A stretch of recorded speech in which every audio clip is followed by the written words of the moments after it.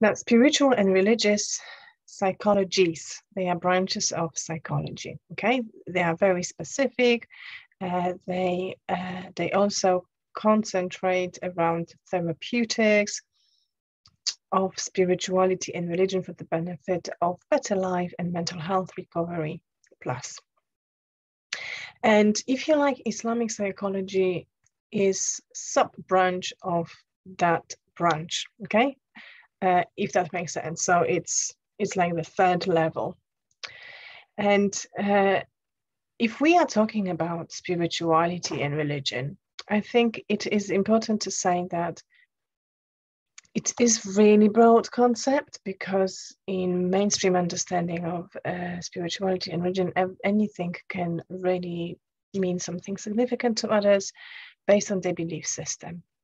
But so spiritual and religious psychology interventions and research that go beyond the concept of identity, beyond the concept of the self, beyond how you understanding yourself, because it includes a higher power. It includes looking for meanings in lives and how we can connect on individual level to the world as a whole and to the creator. And so spirituality often is described as a worldview that affects how we go through a lifespan in terms of our sensory and physical experiences. However, spirituality and religion, as in activity, can bring loads of comforts and relief to stresses in life. We have research now, right? We have research now which proves that actually relying on religion and spiritual belief improve health and well-being.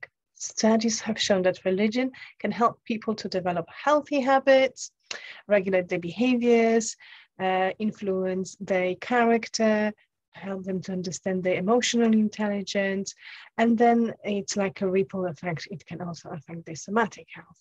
One particular studies, they were actually evidencing that relying on religion or spiritual belief system can decrease risks of coronary heart diseases, lower blood pressures, and it improves better function of your immunity, and it expands a lifespan if compared to people who are not religious or spiritual. Okay, so this is actually very, very important. Very, very important. Religion, the difference between spirituality and religion here, right? Because those terms, they are not necessarily the same thing. In mainstream understanding of it, religion is then often expressed as yes, beliefs, including cultural beliefs, worldviews, but also it relates to prophecies and relations, holy text, morals, and it can encompass physical expressions such as prayers, rituals, sermons, attending to holy places, as in pilgrimages, meditations, using symbol, going into trances, or even feasts. So this is the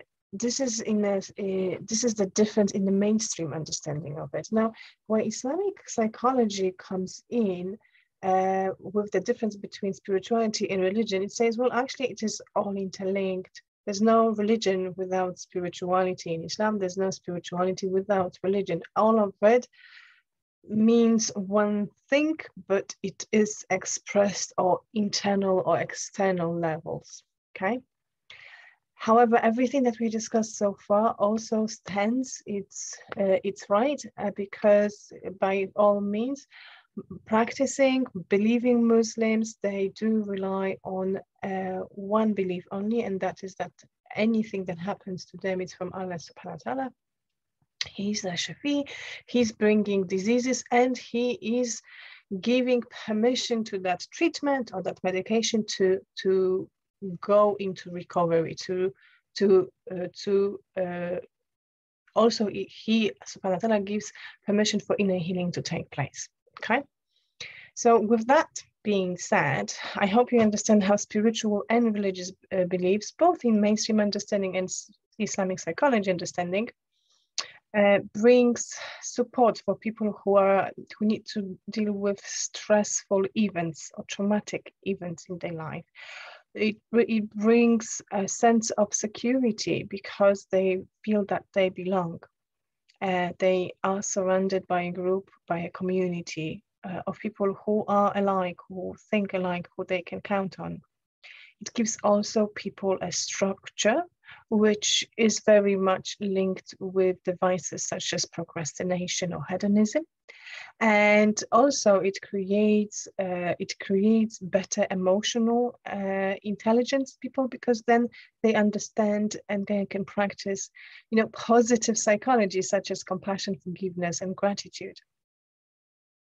So if you are therapist, you decide to practice in Islamic psychology style or modality, then you understand how empathetic understanding of client's frame of reference is important, but also it's very subjective.